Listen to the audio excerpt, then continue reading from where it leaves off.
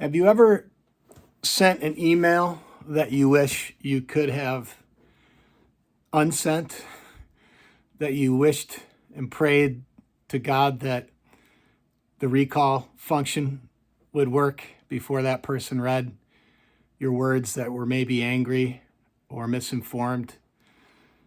Or have you ever said anything you wish that you could have taken back?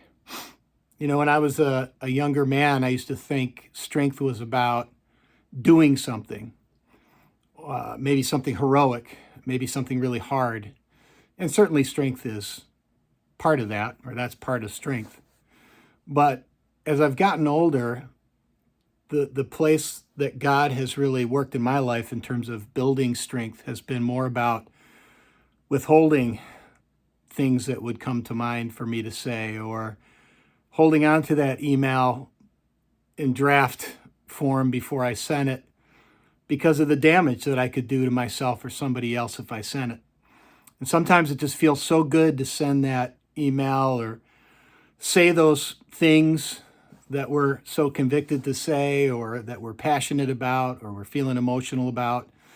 At least from my perspective, it's been a real life lesson for me in terms of apprenticing under Jesus. And I found a great verse. The Bible's full of great verses about holding your tongue and prayerfully considering what comes out of your mouth. But I find this one in Proverbs 17, these two verses in Proverbs 17, really, really great. It starts in verse 27. The one who has knowledge uses words with restraint, and whoever has understanding is even tempered. Verse 28 says, even fools are thought wise if they keep silent, and discerning if they hold their tongues. And so I guess my message about strength today is it's not so much about what we do or the great feats we've accomplished in our lives. It's more about really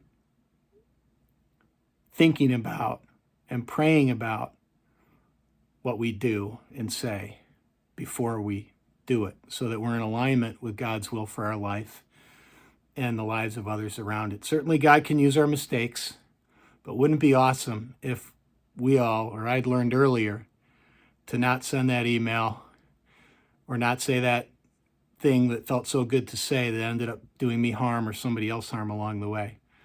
So anyway, that's my thought about strength and how Jesus has used it in my life as his apprentice.